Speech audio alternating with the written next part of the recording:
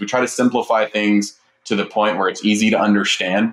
And we have a tremendous amount of empathy. And frankly, when something's not going well, we're right on top of it, right? I mean, you talk to some agents I've talked to some business owners that they used to talk to their agencies before us once a month, maybe once every other month, because that was part of their contract. We're talking to our customers every other day, if not every day.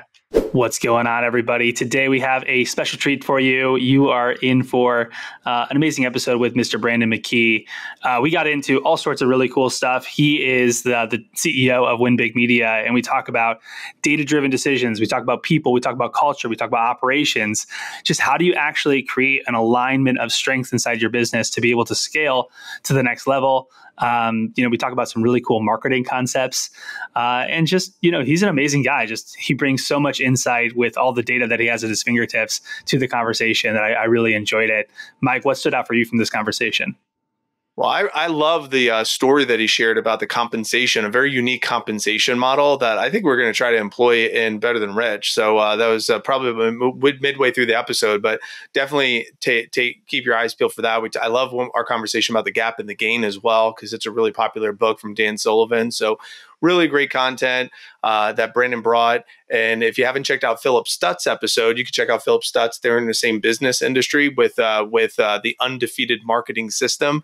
But I think you'll really enjoy this episode with Brandon. Has a very successful career inside Win Big Media, but also in fitness and sport and health, and as a leadership and strategic coach underneath Dan Sullivan's tutelage.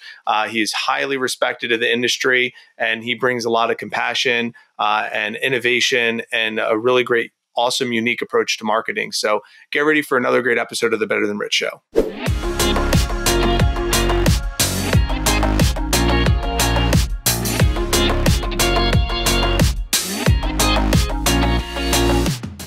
So welcome back to the Better Than Rich Show. Mike Abramowitz here with Andrew Biggs and Brandon McKee. Welcome to the show, Brandon. Thanks for having me, guys. Excited. Yeah, we're looking forward to digging in. And, we obviously, those that follow our show heard our conversation with Philip Stutts and were blown away with a lot of what he brought to the episode. So I'm sure many people are really looking forward to this conversation as well. So just to give a little bit of a backstory, can you kind of fill us in? How did you get connected to Philip and, get connected to Win Big Media and also the Undefeated marketing system, just so we have a little bit of context there? Sure. Yeah. So, Mike, I met Philip 2.5 years ago now. And he actually brought me to a Nats game when we first met. And little did he know, I didn't know anything about baseball. So I think I asked him how many periods were in the game, if that helps you understand how little I know about baseball. But we met, I was in the fitness industry, actually. I served a couple different leadership roles in the fitness space, went through the pandemic, that crippled that business. And so rebuilt that from the ground up, really, because we went to zero revenue overnight with all the closures. Decided, I wanted to look for something different. And, what I had always struggled with in my role as kind of the business owner and the person sitting across from me now as the marketer is my stuff wasn't working. Like nothing, I was spending all this money per month and not being able to figure out why people weren't coming into my health clubs. And so, really what drove me to join Philip is not, you guys know Philip, his passion for really just the business owner and helping them understand and grow instead of kind of doing the same old thing that every other marketing agency does. So we met up, I started as the VP of operations, really helped him grow Win Big and build the team. My background is in people, culture, how to build teams and align people with the company's goals to make sure that everyone's happy at the end of the day. So we grew this thing, and then recently I took over as CEO, and then Philip has elevated to the chairman and is, as Philip does, on to the next big thing for him. So, but super excited to be here. Yeah. Yeah, that's awesome, man. And I love just this classic story of, hey, I'm spending a bunch of money on marketing and it's just not working. But you guys bucked that trend. So tell us about what's your, obviously maybe you can't reveal the entire secret sauce, but what's the secret sauce, man? Why do you guys get results? Because as somebody who's constantly evaluating options like this, I get promised the world, and they want 50 grand, 100 grand, 250 grand or whatever. It's like, I don't know. It's really tough to put all those eggs into that basket and to place my trust into somebody. But why should someone trust you? And what are some of the results that you see with your Undefeated system and some of the different things that you guys have?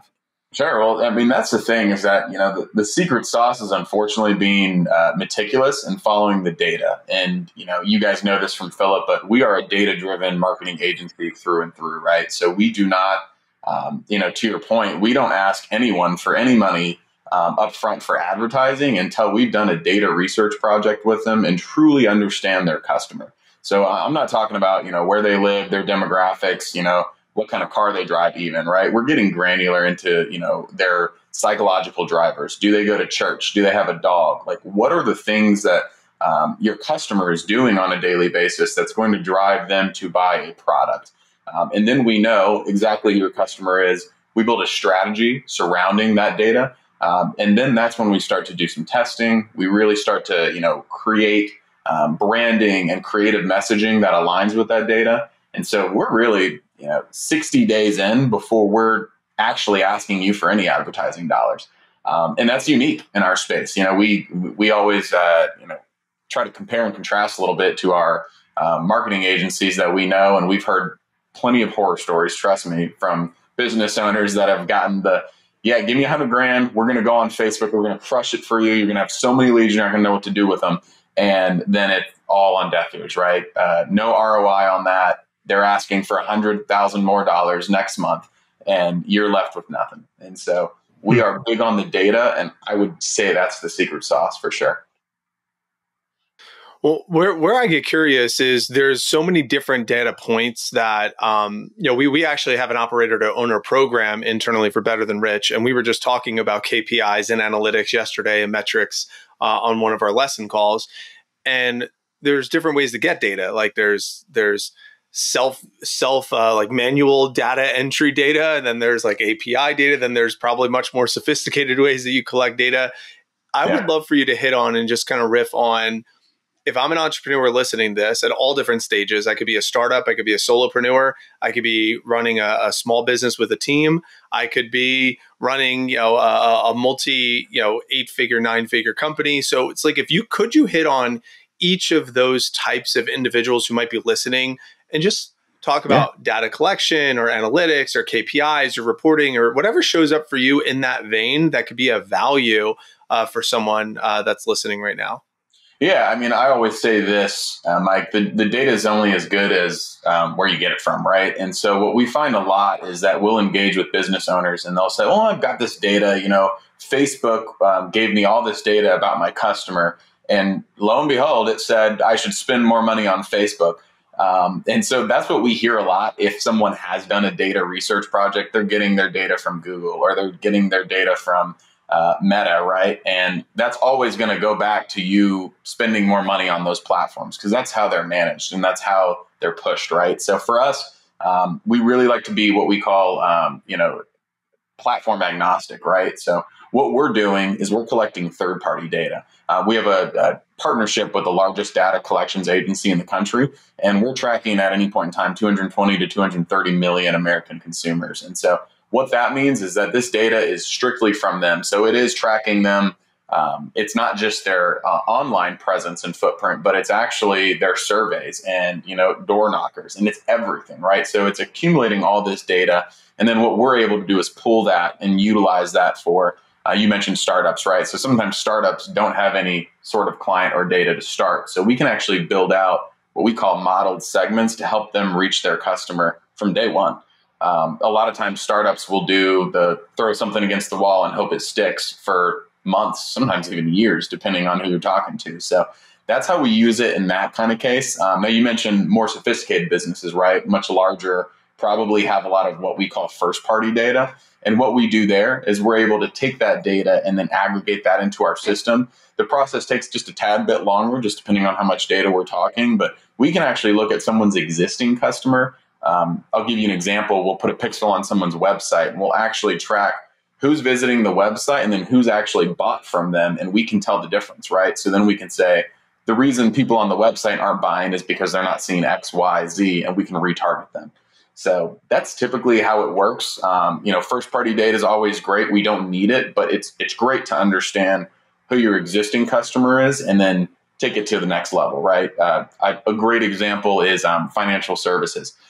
We work with a lot of companies that they have a customer, right? Maybe it's the $1 to $2 million, client that, they like working with. It pays the bills, but it's not their target client long term.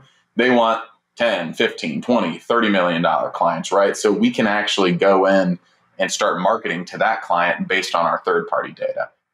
Even though they're rich in data on their first party. Does that make sense? Yeah, this is super stimulating for me right now. I'm also listening to Scaling Up by Vern Harnish, I think is how you say his last name. Yeah. And one of the things that I just was listening to what he talked about Netflix, and he talked about how Netflix aggregates their data on when people skip, or like when they pause, or when they pause it but then come back to that episode, or if they stop it and then completely go stop watching the episode, what day of the week they're watching sitcoms versus what day of the week they're watching movies. And it's like just all this collection of data that has helped them create a better user experience for every single client of Netflix. So it's all under this umbrella of, let me aggregate as much data as possible, learn my avatar in and out as much as possible so I can over deliver and serve that client at the highest level. Right. And oftentimes business, we talk about business owners, we talk to clients and entrepreneurs, they are so caught up as a cog in their machine working inside the business that for them to take a step back and look at any type of data, to make any of these data-driven decisions, that makes it really challenging for them to make any different types of changes to their business or their business model, because they're so focused on doing the thing versus making the thing better. So I'm curious on what would you say to that individual that I might have just described to you? Yeah. I think initially, and I say this almost every week probably, with new clients, existing clients, even because it's a hard mold to break. I've said it to Philip. Philip said it to me. It's not about you, right? And that's the exact phrase I use. I mean, I also have another phrase. I call it founder syndrome sometimes when we're talking to folks that are really still involved in their business intimately. It's all theirs, right? They started it from the ground up. And I get it. I've been there. Philip's been there. We've all been there, right? And you're attached to your business. Obviously, you're the most passionate person typically in the room about what you do. But you can't project those feelings, especially in advertising, onto your target customer. They may not care how you started, your family owned, what you do on the weekends, right? Sometimes that works. And a lot of times you do anything in marketing, it'll work to an extent, but then when it stops working, it's a real problem. So really my message to them is look at the data. We know what we're talking about. We've done it hundreds and hundreds and hundreds of times, and remove yourself from the equation and start listening to your customers. I mean, a great example is we were working with a founder in the pest control space that he was not particularly a very religious guy.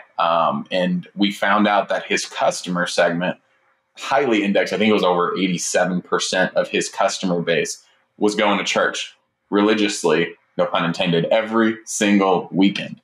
And so we actually created some ads based around that, some puns and plays on, mosquitoes and all sorts of fun things. And 2-3x the ROI on their traditional ads, right?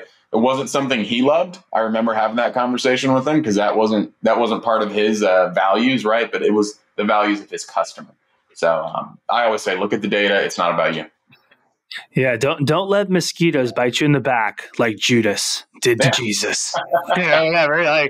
I can see it now, Brandon. That's great. I think it was Mosquito Jesus. It was super funny. I mean, it was awesome. So. That's beautiful. I love that. Talk to me about niching. It's a big idea that people talk about in marketing space. What's your philosophy on niching down? How niche do you need to be? For us, for instance, we are very much in that sort of scaling up sort of period. That's why we're reading it as a leadership team, that book. And we're still trying to figure out precisely who our core demographic is. We have some sense, right? We know they're an overwhelmed entrepreneur. We know they're probably, doing pretty well, but not quite where they want to be. They want to scale. They're in that sort of 6-7 figure. They want to get to 8-9 figure sort of business. We know, some of the demographics. They probably have kids. They probably, are looking to buy back some of their time and actually enjoy the fruits of their labor. All these different things. They're probably impact driven if they listen to the show, right? So. Yeah. Okay, we give a general sense, but is that niched enough? I'm always asking these questions, Brandon. So talk to me about niching and your philosophy there. It's a super interesting question, and it is definitely prevalent in the agency space for sure. And we went through it, but a lot of agencies try to be everything to everyone and end up doing everything at about 60 to 70%. And so my philosophy on niching down, and really I was just listening to Alex Hermosi, if you guys know who that is, but he was talking a little bit about, instead of niching down, narrowing your focus, right? And so it's more, in his eyes, it's narrowing down. And I've seen this in our business, is that, for example, if we're targeting home services, it's not any home services. And I think you have to keep that in mind. It's the highest end customer for you, right? So you can get more focused in any business on the exact customer you want to reach, but you also have to make sure, if you are going to get more narrow in your focus, that you're not also sacrificing revenue, right? Or you're not dropping your revenue by 50% overnight. So it's, I think, finding the quality, even if you are going to get more narrow in a sense. And quality meaning, and this is what, we really try to focus on, is that we may engage a business owner that's getting 500-600 leads, for example, per month. And we say, hey, we're going to get you 300, but they're going to be 50% more likely to convert because they're much higher quality leads, because we know what their values are, we know what their psychological drivers are, and we know they're going to buy from you at the end of the day. And so less is more. And I think that's usually my advice to any business owner when it's their business. And it's certainly, we've taken it ourselves, right? We try to find a more ideal client so we can have one client that is serviced versus having 5 that we're servicing. So hopefully that makes sense. Yeah, it does. I'm curious, how many data points do you feel like you need, to make that decision? So if we come to you, we say we have, 200 clients, is that enough? Or do you need 2,000 or 20,000? We ultimately are a high, for instance, it's a high price point, but it's, or a higher price point type of sale. So we have limited clients, so we have limited data sizes, right?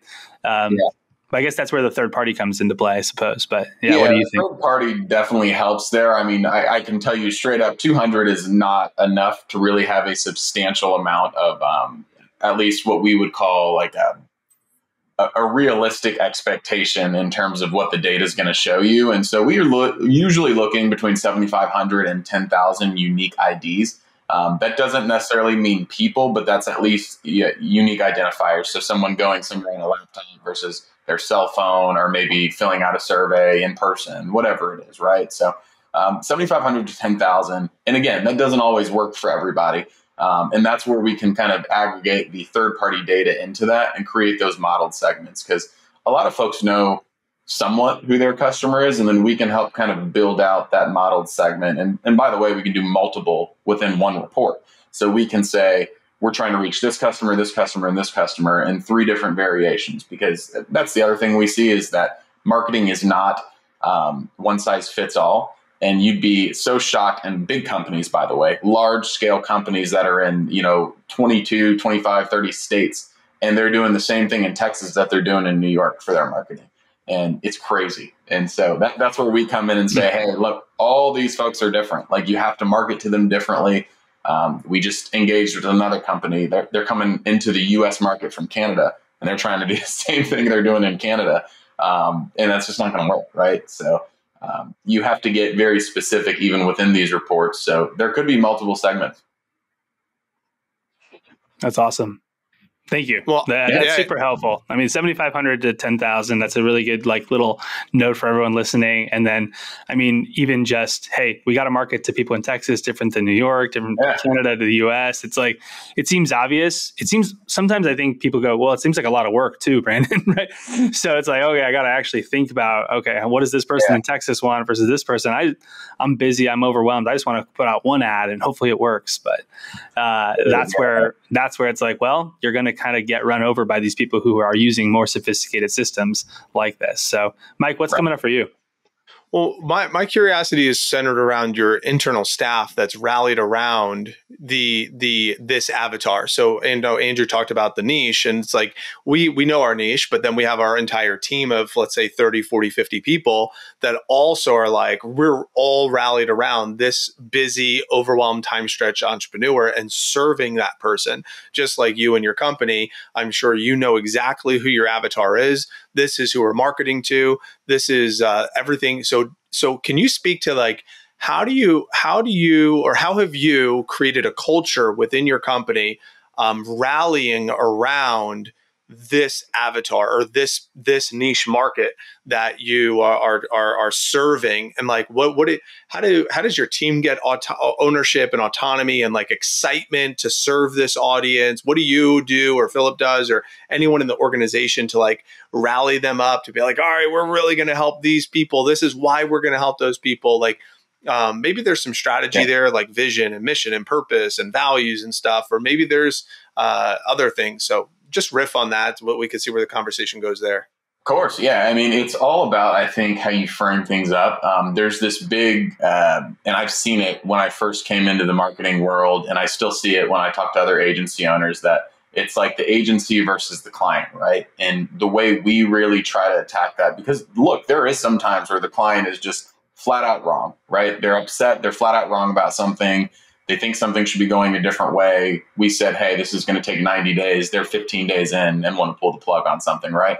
And I think if you train your team around the sense of, one, putting yourself in the owner's shoes, right? Pretending, and it's our phrase at Win Big, but pretending that every dollar is your own dollar. And that's very hard for staff that's never actually invested into a business before. And so it's something we talk about day in and day out. It's something that I talked about since I got here. Of course, Philip's been an entrepreneur forever. And so it's really about putting ourselves in our customer's shoes. And if we're going to ask for even a couple $100, right, we better be able to explain and reverse engineer where that's going, why it's going there, what the outcomes are.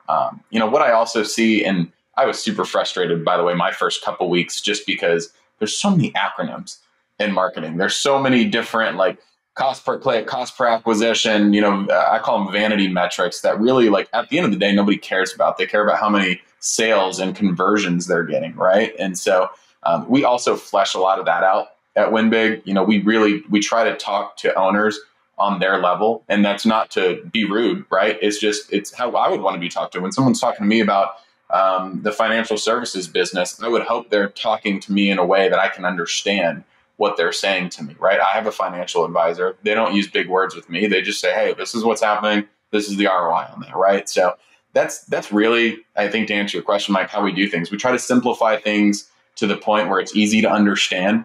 And we have a tremendous amount of empathy. And frankly, when something's not going well, we're right on top of it, right? I mean, you talk to some agents I've talked to some business owners that they used to talk to their agencies before us once a month, maybe once every other month, because that was part of their contract. We're talking to our customers every other day, if not every day.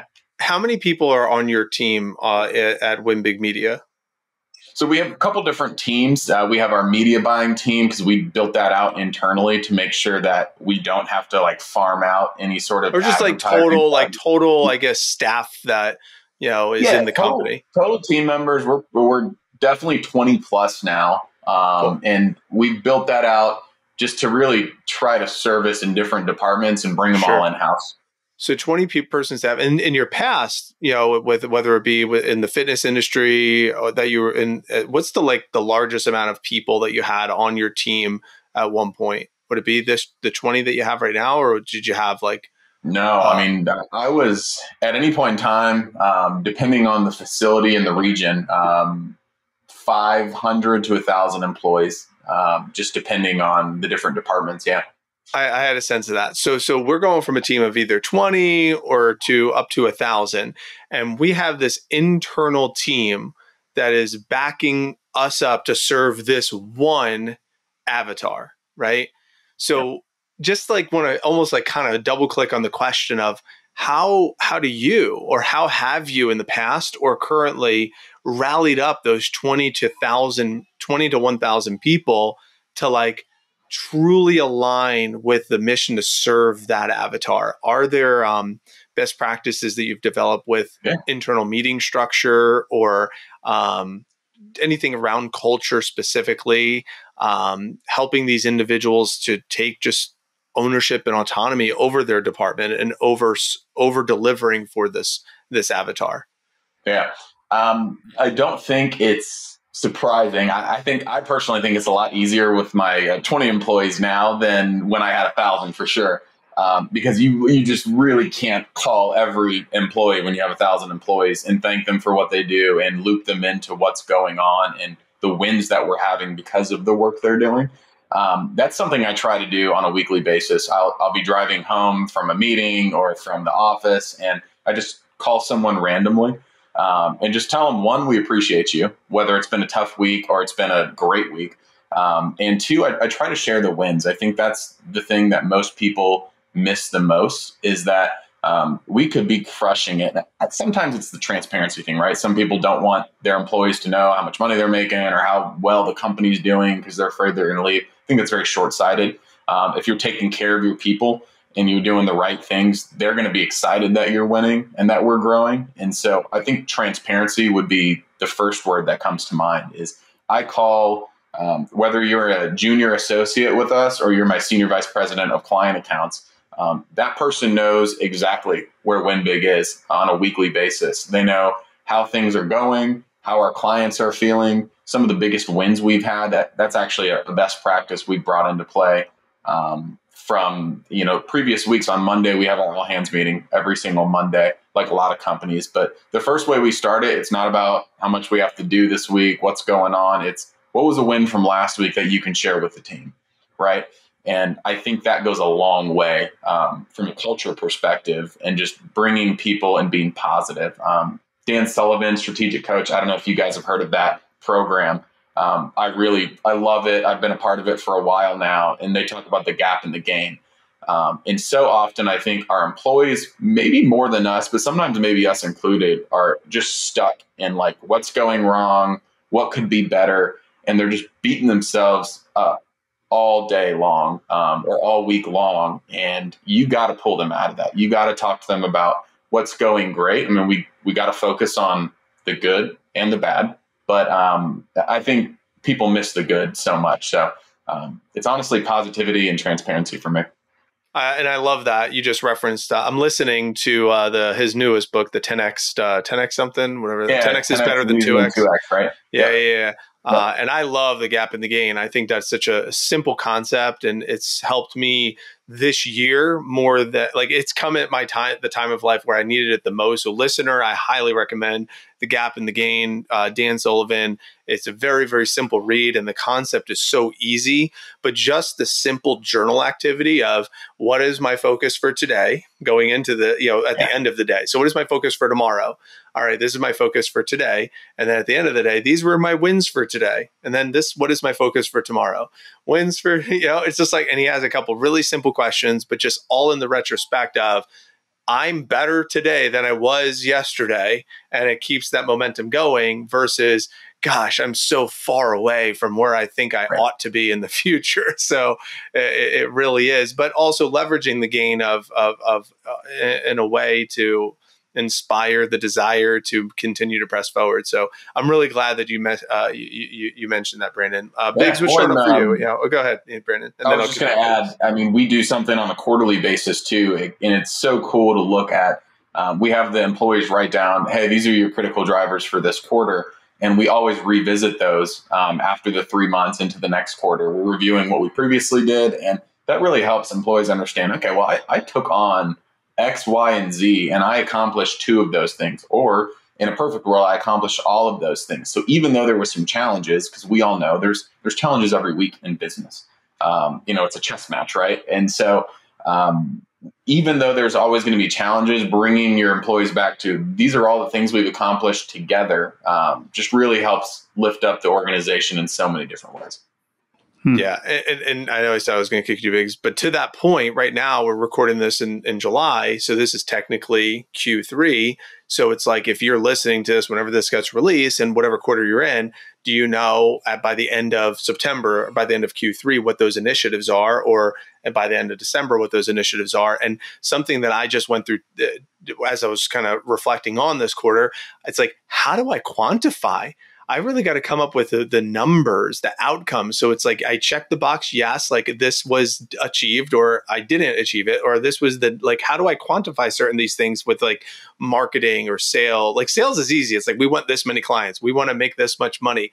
But some of them was like, I was really racking my mind of like, how can I measure lead gen? Like, how do I want to, how many leads do we want? Like, if I want one metrics, there's probably like a dozen and a half that I could pick. But if I just wanted one thing, what is the small hinge that swings the big door? What is that number for each of the different departments? So that way they're not distracted, that all the other numbers are supporting this big KPI that it's like, this is the only one we're focused on for the quarter, and everything else supports this main one. And that took a little bit of thought. So I don't know if you want to riff on that at all, Andrew or Brandon, but I think it's kind of in that same vein. But then, yeah, Brandon, what do you think of that? What are your thoughts? I mean, I don't know if you did it on purpose, Mike, but there's a book called The One Thing, and we read it. We had our whole team read it. We incorporate it in a way. I do think personally that in a week there's probably more than one thing that sometimes you got to be focused on. But I love the concept of one main outcome, right? Maybe it's your revenue, or maybe it's gross profit, whatever you want, right? And then you work your way down your organization and you say, what's the one thing that I can do this week, this month, this quarter to reach that big goal that you were talking about? And then you go through your departments, right? So my SVP of client accounts, he's got 5, 6 direct reports, right? And then he's doing that exercise with all of them. So sooner or later, it's this trickle effect where we've got everyone picking out, what's the one thing I got to do this week to accomplish X? What's the one thing I got to do this week to accomplish Y, right? So I just love that concept, and I think it's really, really cool. So I'm glad you brought it up. That's awesome. Yeah, it's a big discussion we're having internally as we begin to scale. And it's just, if you're not doing these things, you're going to continue to grind your gears, right? And you're going to get burned out, right, as an entrepreneur. So I love the operational efficiency that you lens that you bring, Brandon. I'm curious about technology. It's one of the things that we spoke at length about with Phil, which is just like this idea of AI using tech in your marketing, these sorts of things. Can you talk about that a little bit? Like, how do you use tech in your role and as inside your organization to serve your clients? I'm curious to hear what your thoughts are on this emerging landscape of AI and technology. Yeah, no, it's funny because I was just having a meeting with my senior team yesterday about technology, and we do something in our 5-step process, testing. And testing means a lot to a lot of people. I'm not talking about one creative versus the other, A/B testing, see how they do. And we're talking about dozens of different variations of ads, right? So that takes technology. Unless you want to look someone in the eye and say, you got to test 50 different creatives today, and good luck. That's going to take a week, right? So we utilize technology and aggregate, we use AI all the time to help us understand what's the scoring, right? So once we have a creative concept, we're putting it through this AI algorithm. It's spitting out 60 different versions. We're testing those 60 versions, going to see what has the best click-through rate, what has the best cost per acquisition. And then we go to our client and say, okay, we're ready. So we do use it. It's always evolving. I love the new AI buzzwords, and me and Philip laugh about it all the time because we've been using AI for 3.5 years now. And it seems like in the last 6 months, everyone's like, all our clients are asking us about it out of the blue. They're like, are we using AI? And I'm like, yeah, guys, we've been using it for a long time. Don't worry. I think it's natural. I don't, I know there's a lot of folks out there that are like, it's going to replace my people. I'm running my agency with just me now. AI is everything. I think we've seen that in the legal field, that's probably not a great idea. You might get sued down the road. So, I think you have to use it, but there's got to be a human touch to it. I've looked at probably just in the last year, 15, 20 different new platforms that have come out, and all of them have their pitfalls, right? So it's about how you use it and the prompts that you give it, in my experience. And yeah, I mean, everything's changing week in and week out. I mean, it seems like every week I'm getting a different email from someone talking to me about the newest thing. So there's a lot of great stuff out there. I also think there's a lot of bad actors. So do your research and really make sure that you've got someone assigned to that, though, and don't just jump all in, is my opinion on it. Yeah, no, that's great. And, what platforms do you use, or, or at least you're evaluating, or you're curious about, are you using these large language models, like kind of the mainstream ones, like ChatGPT or other things like that? Do you use it for creative? Does it work from an image generation perspective, or is that not quite there, up to the standards for advertising and your level, or what would you say? Yeah, we do a lot of very thoughtful, I call it comparative advertising, right? So drawing a distinction between my competition and me. It's a lot. It's very successful, especially on the enterprise level. We just did a really cool ad for one of our furniture companies the other day against Wayfair, and don't think like political ad. It's not like mean or mean-spirited or anything like that, but just drawing a distinction between our competitors and what they can and cannot do versus what we can do, because we're local, we're family owned, we can get it to you tomorrow. You're not going to wait 3 months, right? So to do those types of creatives, it's harder to generate that through those AI platforms. To answer your question, though, we do a little bit of everything. We've got some we've got some of the mainstream stuff, and then we've actually invested in a couple different platforms. I can use one of them. MarPipe is one of them, which I think is a really cool. You guys should check it out if you haven't. I mean, it's a really cool platform that's how we're able to do so many different variant testings. We used to do this manually, and it just took a lot of time. So you can actually create something. You still need your team to create it. You put in those different assets into MarPipe, and then it'll spit out 60 to 150 different versions. And then you can actually do the testing through that platform because they have API integrations. So I think that one's really cool. There's a couple of other versions out there. We're still doing some testing to really see like what's going to work best for us. But yeah, I mean, it doesn't, just to swing back to your other question as well, I don't think it replaces the need for your team to actually like generate those. I mean, Google does it already. I don't know if you guys are familiar with Performance Max, but you literally, Performance Max campaigns have been really coming out strong, and they're very successful for a lot of businesses, just depending on the industry and the vertical. It's actually all AI generated too. So you can't actually choose what web page you send people to, what they see, what the creative is. You're literally just putting in information to Google's system, and it picks all that for you. So it's kind of creepy.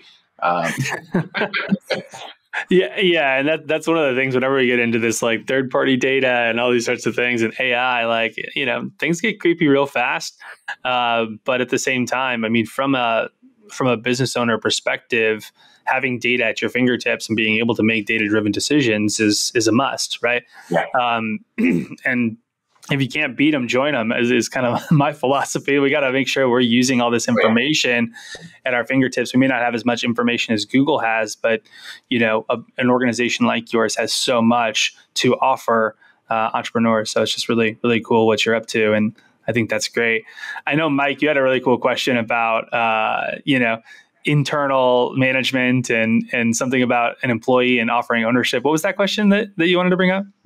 Yeah, I'm curious on this, as far as like different compensation. I know, Brandon, you have a cool story around this, that offering employees ownership and sharing the profit of the agency. And I'd love to hear that story. And the reason why I want to hear that story, and I want our audience to hear it, is because whenever we're bringing on new staff, sometimes we need to get creative with our compensation model sometimes. And it's not especially in the marketplace right now, where if you really survey a lot of people, money is sometimes like maybe 3 on the list, sometimes maybe even 4. It's like sometimes it's experience, sometimes it's flexibility, sometimes it's work culture, or a positive work environment, right? So sometimes it's advancement opportunity or a leadership opportunity. So it's like compensation has all of those, but like pay is just one form of all of the different perks or compensation. So I'd love to have you share your story about like this employee ownership, profiting in the agency. If you could share that with us, that'd be great. Of course. Yeah. It was about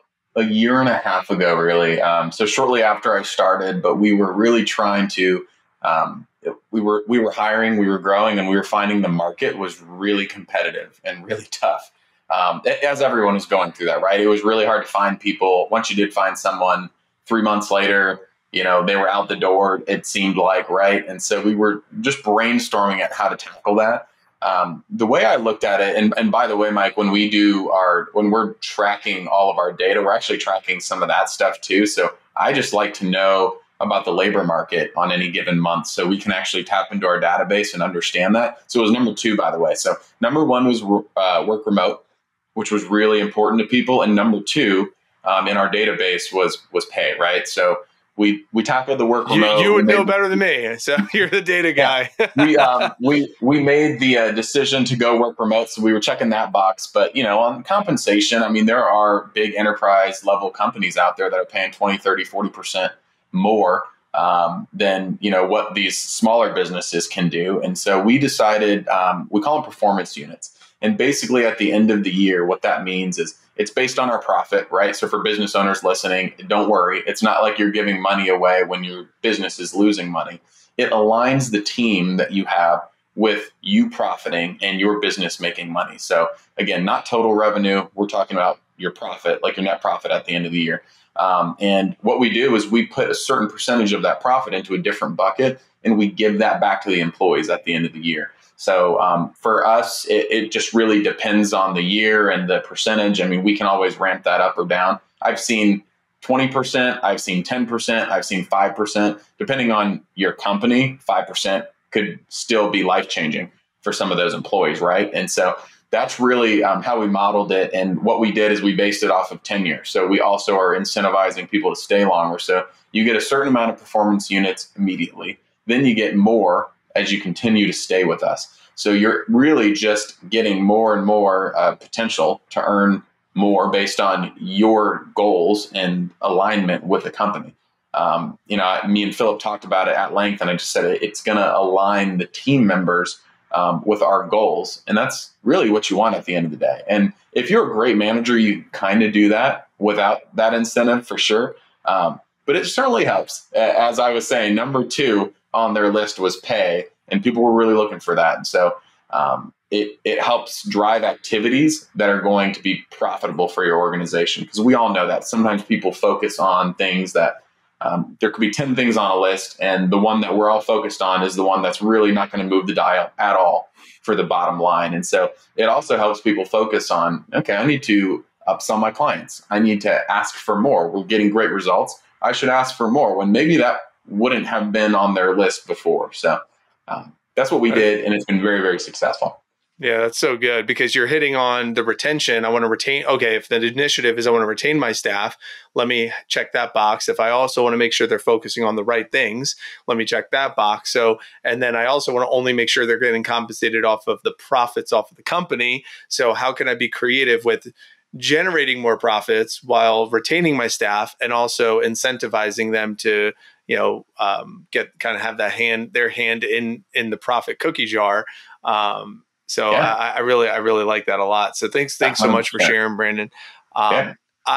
Before I give Andrew an opportunity, I was going to go in a completely different direction. I wanted to talk a little bit more about you as the person, you and Paul and Bruno and like life in DC area and stuff. So just get into a little bit of that. But Andrew, anything else that's coming up for you under the business side? I was kind of on the same page there, because I'm definitely curious to hear more about you on the personal side. So I'd love that. Yeah. So tell us, I mean, University of Life, you grew up in DC. I mean, you're in Virginia right now. Tell us about Paul, tell us about Bruno, tell us about life, outside of business. Yeah, so we do live in the swamp, as we call it, and we have for a while. That's DC for everyone listening. But no, it's great. We're in a little area called Alexandria, Virginia, so we're right outside of DC. So we kind of get around some of that traffic. You spend a lot of time outdoors with our dog Bruno, as you mentioned. We'd love to just go up to Shenandoah Mountains for the weekend and just hike all the trails there, and Bruno loves it too. And really, on the outside, we do a lot. We're foodies at heart. So where we spend a lot of our money is food. And so we'll drive out like an hour and a half just to try the next coolest place that we heard about. Even this past 4th of July, hopefully nobody hates on me or throws anything at me, but we really didn't see the fireworks because the 4th of July is actually the best time to go to an awesome restaurant, because everybody's in DC. And so there's this restaurant, it's a Lebanese place we wanted to get into. And I knew we'd be able to get into it on the 4th. So we went there and just had a great afternoon. So that's amazing. What would you say is the best dining experience that you've ever had then? What's like hands down number one? Oh man, that is a really tough question. And a good one. I have to say it's probably not in the States. Honestly, Andrew, it's probably in Greece. We went to Greece last year, and we decided as part of our trip, and this is not for everyone listening, something I would normally do. I like to cook my own food, but we decided while we were there to invest in a chef that would help us just with like our daily meals, and not a 5-star Michelin star chef, right? I mean, it was the best food I've ever had. The best, like just quality. You felt great after you ate a lot, which I feel like in the US, I'm a little bloated. So I don't know, maybe something in the food, but that was probably the best experience. And then up on the list, if anyone's in DC, Del Mar is a wonderful Spanish tapas restaurant. Paul's family is actually from Cuba originally, and they relocated to Spain during the whole communism thing. And so Spanish food is close to our heart. And so we love like Spanish tapas bars, and Del Mar is a good one. So. Love it. We had a private chef at one of our events that we put on in Mexico, and it was just like, it was amazing. Every single meal is just like, it was just so good. And to your point, like it didn't, like I felt like I ate a lot, but it was just like, it just felt healthier than like, whatever. So the massive portions that you get at like, whatever, a chain restaurant in the US, it's like, it was just felt way better afterwards. So the best part is no prep, no cleanup. That's awesome. And about a year into me and Paul's relationship, he looked at me and said, I think I'm going to do all the cooking. So that was a key to me that maybe I wasn't the best cook. And so normally I'm the cleanup guy, and I really don't like to clean dishes. So that was awesome too. That's great. Well, Brandon, I'm sure some of our guests are going to want to stay in touch with you. But before they can figure out how to do that, we always like to ask every guest 3 questions towards the end of each episode. So the first question that we like to ask every guest is, what do you think the world needs most today? Great question. Empathy is where I would go. And the reason why is because I think it drives everything in business. Nowadays, especially, we've got 4 or 5, maybe it's 5 now, generations working in the workforce. And all of them have different motivators and have had different life experiences.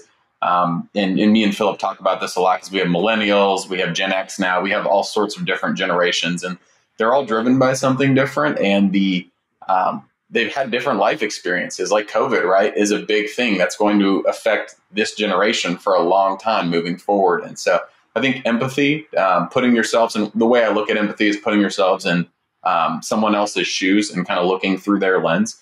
And I think if we had more of that throughout the entire country and world, I mean, we'd be a lot better in shape. So. Love it. What 1 to 3 books? I know you've mentioned a couple already, but what 1 to 3 books do you recommend everyone check out? Yeah. Actually, it's interesting. It's not like your average business book, but I just read a really great book called Into the Raging Sea. And it's about a cargo ship that goes down in 2015. It's a true story. You can look it up on Google for the quick version, but the book is excellent. And it actually has some very interesting business lessons that I took from it. About how things can break down when you don't have a good culture and you don't provide people autonomy and trust. And it really led to the sinking of this ship. When you guys look into the book, I'm not going to give away all the details, but awesome book, Into the Raging Sea. Reminds me of the submarine news that we've had recently, I guess. So. Yeah, similar. A little bit. And that's a new book that we haven't had shared. So thank you for that, Brandon. We always love new ones. And we also already talked about the one thing and gap in the gain. So yeah. Number three, third question is, what does it mean to you to be better than rich? Better than rich, I would say for me, it's what impression, some people would call it legacy, but like, what can I leave on to, the next generation or my team members? I say this all the time, whether you work for me and leave. I've had the unfortunate pleasure of terminating people before, but I always want someone to look back and go, he helped me. Whether they knew it at that moment or not, I would always like to be able to call someone or have a beer with them and really just impact someone's life in some way, shape, or form. And I think that's more than money to me, for sure. Great answer. Thank you so much, Brandon. This has been awesome. Tell us, how can people stay in touch if they want to learn more about you or what you're up to in business? How can they schedule a call with you guys, or just if they want to learn more about, Win Big, actually stay in touch with you? Of course. Yeah. The easiest way would be just go to winbigmedia.com/CIR. And then there's going to be a form fill that form out. Let us know how you heard about us, obviously on this podcast. And I will personally hold a call with them and go through how our data can impact them. It's completely complimentary, free of charge. Beautiful. Yeah, that's a great gift. So listener, you better go over to just this one more time. That's winbigmedia.com/ what was it? What were the letters? CIR. Yeah. CIR. What does CIR stand for? It's short for Customer Insights Report, if that helps people remember. Customer Insights. So CIR. All right. winbigmedia.com/CIR. Well, Brandon, thank you so much for your insights today. This is super helpful for listeners and also for us. Getting a couple of new technologies to explore and just dial up some of our systems. So thank you. And Andrew, as always, thanks for your questions and intuition that you bring to each one of these conversations. And listener, as always, we truly appreciate you taking your time out of your day to support the Better Than Rich podcast. So if this episode helped you, as always, it's your turn. Help others. Leave a rating, review, share it. Check us out on YouTube if you're listening to this. We have a lot more extra bonus content that we're sharing on YouTube in the upcoming episodes. So check us out there. And as always, remember, leave today better than you found it. We'll see you next time.